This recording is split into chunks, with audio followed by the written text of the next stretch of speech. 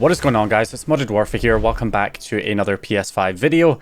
So in this one, I'm going to be showing you guys how to get your PS4 game backports running on the jailbroken PS5. Of course, we can run PS4 fake packages now on a jailbreakable PS5. However, there's an issue getting backports running.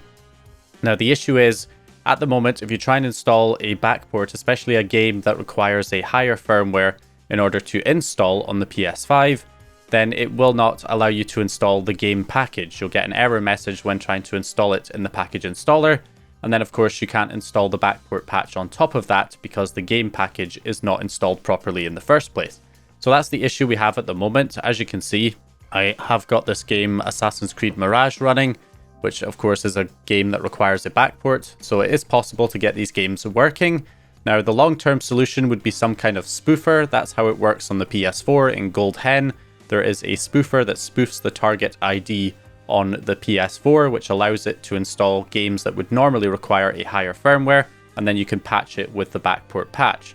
But that doesn't exist yet on the PS5, so that's why we have this issue. Now, this will probably get fixed in future. There'll be a spoofer added, and, you know, this will no longer be a problem. But for now, this is an issue. So I'm going to show you guys the way to fix this temporarily, and that is to basically repackage the game with the backport patch into a remastered package that contains the game plus the patch, and then you can install that package and it should install and run just fine. So that's essentially how I got Assassin's Creed Mirage running here, and the same with Resident Evil 4 Remake. So I'm going to go ahead and show you guys exactly how you can do that. So first off, you're going to want to obviously run the exploit, so head on to the internet browser. We're going to go over to es7in1.site, go to PS5 and run Slayer's Govies exploit. There's a new option that was added in here now, so instead of just having jailbreak plus netcat, you have jailbreak plus kstuff, which actually runs the payload directly without you having to send it from a payload injector on your computer. So you can select that option, and then if it runs successfully, you'll now get a notification that tells you it has loaded successfully. So a little bit of quality of life improvements added to that. So once you get the payload up and running, you are pretty much good to go. So if we switch on over to our computer, there's a few things that we're going to need to download here. So switching over here, we need to download the PS4 Fake Package Tools version 3.87. This is the updated ones from CYB1K. You can just go to the code and download as a zip file from GitHub. And then from here, what we're going to do is make sure you have the package files. So here's my Assassin's Creed Mirage package, as well as the game update 1.02, which contains the backport patch. So that's the backport patch right there, and then the original game package. And we need to install them both. So in order to remaster this package and combine them into one file, we're going to have to extract them first. So we're going to open up the PS4 Fake Package Tools. And in here, we're going to go and open the orbis-pub-check.exe. This is the image extractor. So we're going to copy in the game package, and then we're going to copy in the update package. So we copy both of them in there. And then if we select the game package and scroll down, you can see the issue right here. You've got SDK version 10.508. which is a higher firmware version than the PS5. The PS5 is basically on 4.03, which is equivalent to 9.00 on the PS4, and 10.50 is much higher, so it's not allowing this package to be installed. That's the issue. If we look at the backport patch, though, we can see that this only requires 5.05. So, you know, obviously it's been backported to support older firmwares. So what we need to do is extract these. So we're going to start off with the game package file, and we're going to extract files. We're going to enter all zeros as the passcode. Anybody who properly creates fake packages should use all zeros as the passcode. So if we click extract and then select all files, and then I'm just going to select my USB drive as the location where I'm going to extract the files to, and then I'm going to click start, yes, and let it extract all of those files to that location. And of course, this is going to take quite a while. It depends on the size of the game, of course. The larger the game, the longer it's going to take, especially if the game has lots of files in it as well. It can take a bit longer. Okay, that was more like 5 minutes, but there we go. That's extracted now. So now we need to do the update. So select the update, do the same thing, extract files, enter all zeros as the passcode, click extract, select all files, and you want to select the same location. So the exact same location, so that it will merge the update files with the existing game files. So select the exact same location for the update and click start. And then you'll get this message saying it's not empty. Just click yes to overwrite. And that will add all of the update files onto the existing game files. So they'll get all added in here.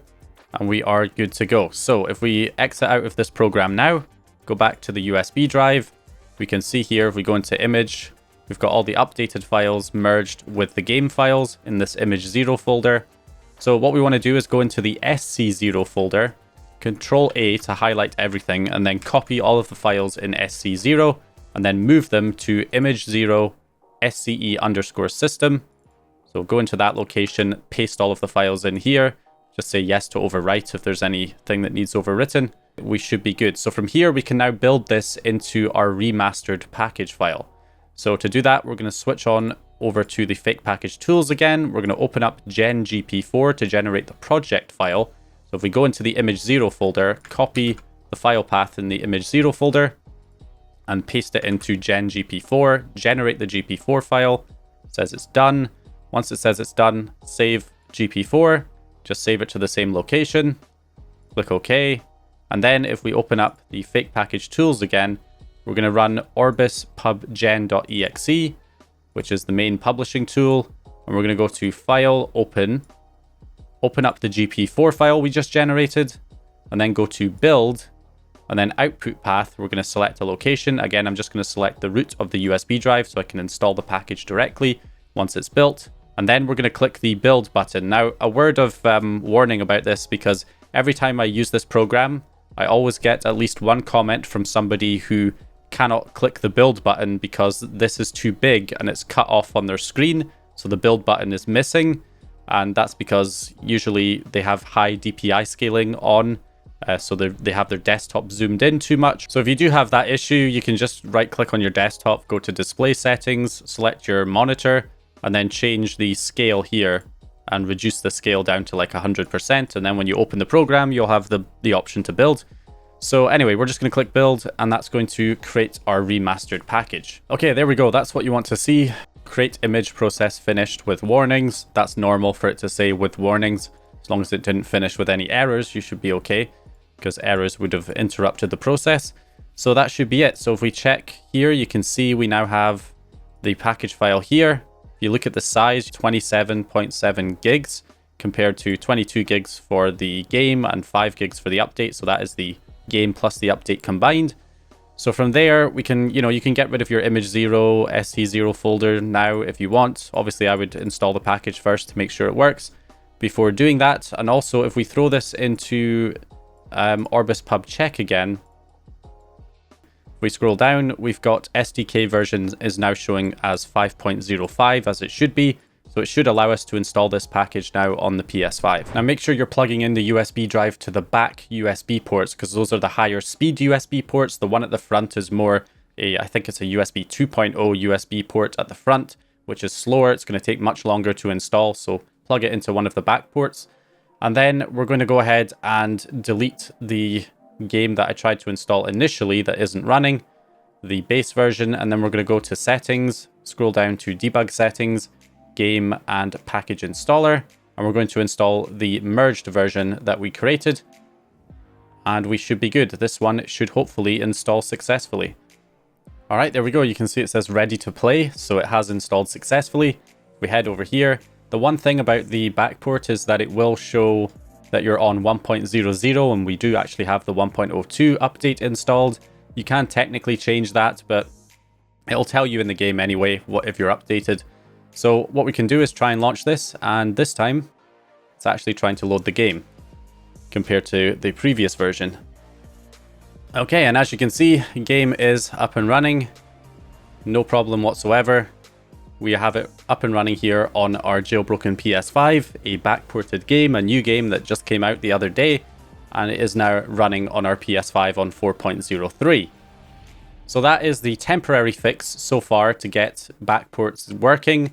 There's technically other ways that you can do it. You can like change the target ID, or you could, just copy the executables over from the update and rebuild the game patch with that and then install it so that you can then install the backport patch on top so you have the correct update version showing.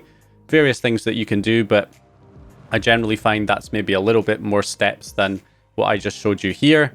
So this is probably like the quickest and easiest way to get up and running. You've got the game update installed, as you can see here. We're on 1.02 instead of 1.00, which would be the base version. So we have the update installed. The backport patch is working. We have the game running. Now, some games do have issues right now on the PS5 with, you know, like audio not working correctly and some other bugs here and there.